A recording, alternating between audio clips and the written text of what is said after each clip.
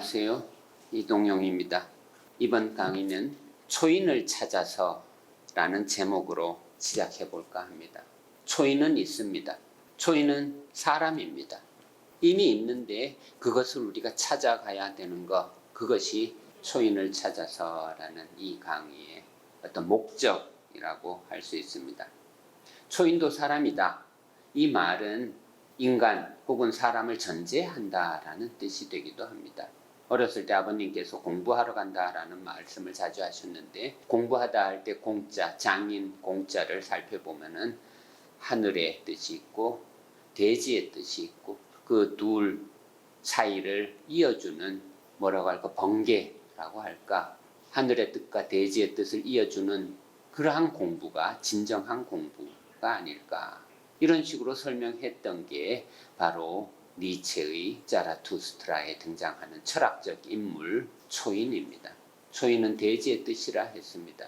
그렇다고 해서 하늘의 뜻을 거부하거나 무시하지는 않습니다. 두 개의 뜻을 이어보려고 무진장 노력하는 사람입니다.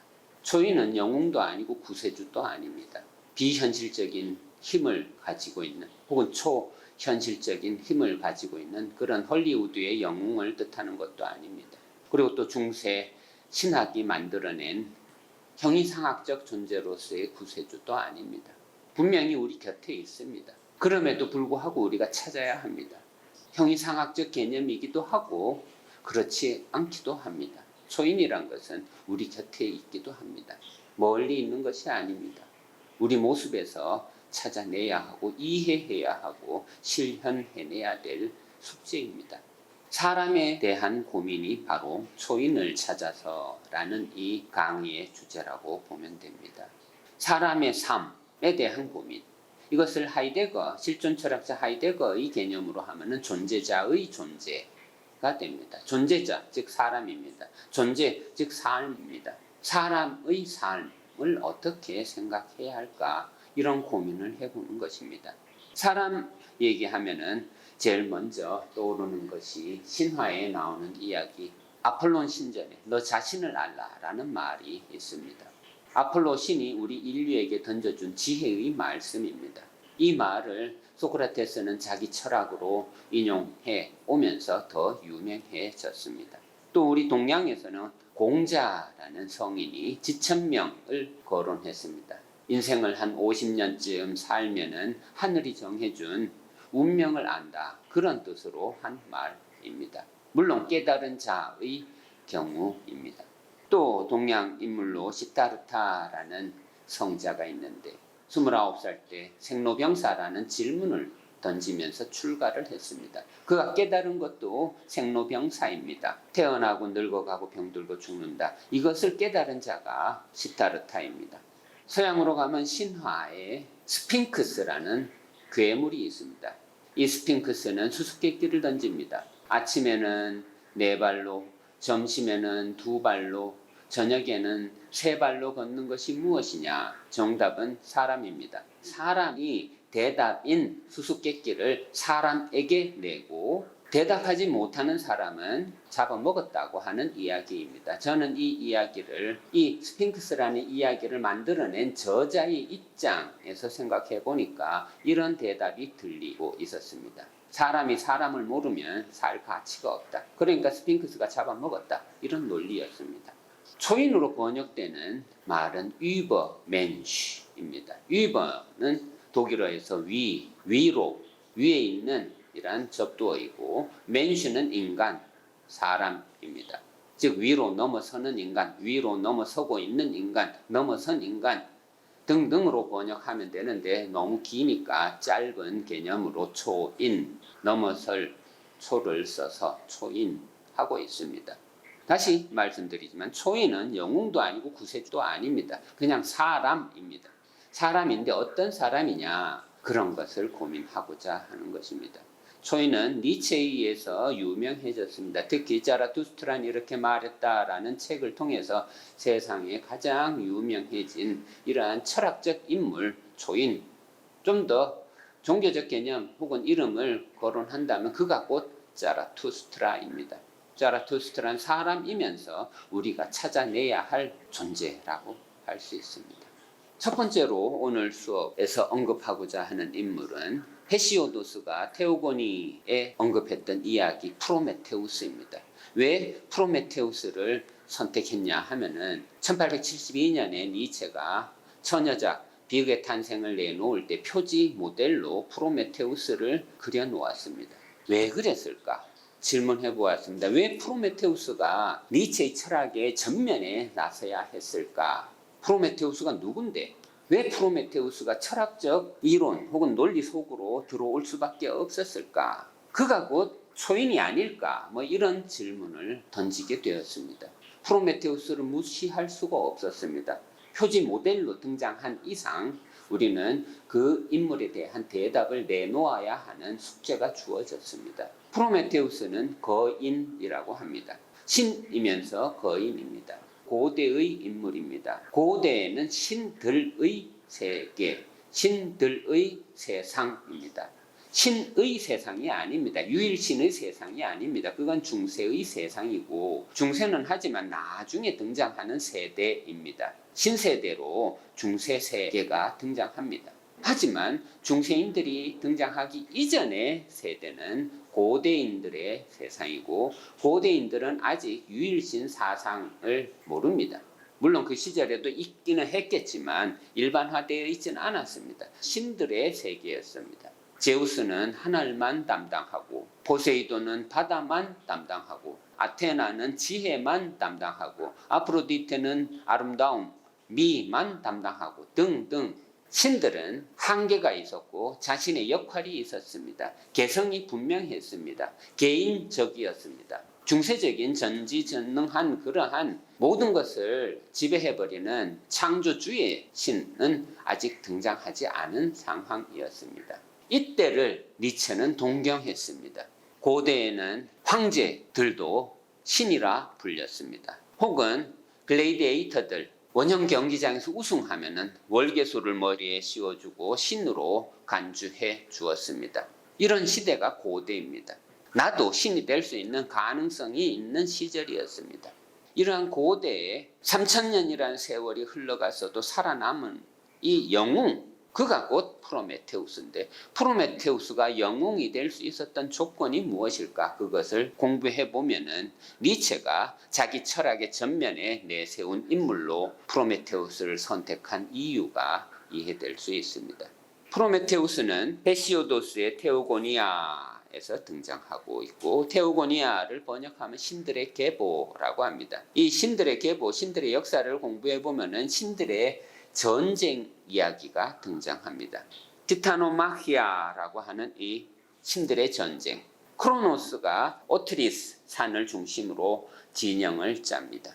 또 한쪽은 제우스, 올림포스 산을 주둔지로 해서 서로 싸움을 하고 있었습니다. 크로노스는 거인족이라고 하고 제우스는 신족이라고 합니다. 근데 내면을 들여다보면 크로노스는 제우스의 아버지입니다. 아버지와 아들이 전쟁합니다. 우리 동양의 철학으로 보면은 배은망덕한 정말 페륜아적인 전쟁입니다. 하지만 서양의 시각으로 보면은 그렇게 권선징악으로 사물을 바라보지 않습니다. 전쟁에서 신들이 이깁니다. 프로메테우스는 거인족 중에 한 명이었습니다. 많은 그림들 중에서 대표적으로 아틀라스가 우주를 받들고 있고 프로메테우스는 3000년 동안 독수리가 날아와서 간을 파먹고 하는 이러한 그림들이 그려져 있습니다. 전쟁에서 패배한 대가는 어마어마했던 것입니다. 그런데 왜 프로메테우스가 영웅으로 이렇게 인류에게 사랑을 받고 있을까? 그는 불을 훔쳐서 인류에게 가져다 준, 즉 필안트로피아, 인류를 사랑하는 신이었기 때문입니다. 그는 거인이면서 제우스, 즉 신을 사랑하지 않고 인간을 사랑한 영웅입니다. 불을 훔쳐다가 인간에게 가져다 준 그 대가로 받아야 할 천벌, 그 벌을 받고 있는 그 영웅의 모습을 바라보면서 우리 인류는 가슴이 아픕니다. 그것이 곧 비극의 조건이 됩니다. 왜 그러면은 불을 훔칠 수밖에 없었는가? 그 사건까지 이렇게 들여다보면 사건의 발단은 제사 음식이 문제였습니다. 제우스는 제사 음식을 더 많이 받고 싶었고 인간은 음식이 부족했고 그래서 프로메테우스가 잔머리를 좀 굴렸습니다. 한쪽은 쓸데없는 것을 막 갖다 놓고 그 위에는 맛있는 것처럼 덮어놓고, 한쪽은 또 맛있는 고기만 가득 갖다 놓고 겉으로는 맛이 없는 것처럼 쌓아놓고 선택하라 합니다. 제우스는 보암직한 것을 선택했고 그것으로 제사친에게 하니까 화가 났던 것입니다. 인류에 대한 재앙으로 판도라 이야기도 있습니다. 판도라라는 여자를 아들 헤파이스토스에게 만들어라 해서 만들었습니다. 이 판도라에게 상자를 하나 주면서 그 상자 속에는 온갖 재앙을 다 갖다 넣어놓고 인간 세계로 가라 했습니다. 열어보지도 말고. 그런데 프로메테우스는 이름 자체가 미리 생각하는 자라는 뜻이라서 아주 영리한 자라서 갖다 주면 얘가 미리 알 것 같으니까 그의 동생인 에피메테우스에게 갖다 줍니다. 프롤로그 하면 미리란 뜻이고 에필로그 하면 맨 마지막에 하는 것. 즉 에피메테우스는 사건을 당하고 나서 뭔가 깨닫는 그런 자였던 것 같습니다. 좀 멍청했던 것 같습니다. 그래서 제우스는 이 판도라를 만들어서 판도라에게 그 상자를 함께 주면서 에피메테우스에게 보냅니다. 에피메테우스는 이 아름다운 여자를 받아들이게 되고 판도라는 인간 세계에 와서 이 상자를 열어보게 되고 그러면서 많은 재앙들이 다 세상에 퍼지고 말았습니다. 판도라가 뚜껑을 딱 닫았어요. 그때 남게 된 게 엘피스라는 희망이었습니다. 제우스는 희망을 재앙의 뜻으로 인류에게 보내준 것입니다. 그런데 판도라에 의해서 이 엘피스, 이 희망은 인류의 손아귀에 들어오게 되었습니다. 희망을 갖고 안 갖고는 인간의 뜻에 달려있다라는 이러한 전환을 읽어내게 해준 여자가 바로 판도라입니다. 저는 이 신화의 이야기를 가끔 성경 이야기와 비교하기도 했습니다. 성경에는 이브라는 여자가 있습니다. 하나님이 얘기했습니다. 에덴 동산에 나무가 두 그루가 있는데 생명의 나무와 선악을 알게 하는 나무가 있는데 생명의 나무는 먹되 선악의 나무에서 열리는 열매는 먹지 말라. 그것을 먹는 날에는 반드시 죽으리라 하고 경고를 했습니다. 하지만 이브는 먹게 되었고 그러면 선악을 알게 되었고 우리는 이브의 후손들은 바로 이브의 어떤 능력을 물려받아서 선악을 알게 된, 즉 인식하는 능력을 갖게 되었습니다. 판도라에 의해서 희망을 갖고 잘 살 수 있게 된 것처럼 우리는 이브에 의해서 인식할 수 있는 능력을 물려받게 되었습니다. 우리 인간은 깨달음보다 더 나은 선물이 없습니다. 인간이 죽을 때까지 공부해야 하는 이유도 이 깨달음이라는 경지에 도달하기 위해서입니다. 이렇게 얽혀있는 이야기 프로메테우스, 초인이 될 만한 자격이 있습니다. 인류를 위해서 사랑하는 것, 물론 그 인류를 사랑한 것에 대한 대가는 어마어마했지만 그 고통을 참아내는 자가 초인입니다.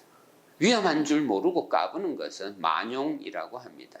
하지만 프로메테우스는 용기가 있는 영웅이었습니다. 아프다는 거 알면서도 견뎌내고 있습니다. 힌두교에서는 아스케제라는 말도 있습니다. 아스케제를 보통 금욕고행이라고 번역하는데 하고 싶은 것을 금지시키고 힘든 것을 굳이 찾아가서 하는 게 금욕고행의 본 뜻입니다. 아스케제.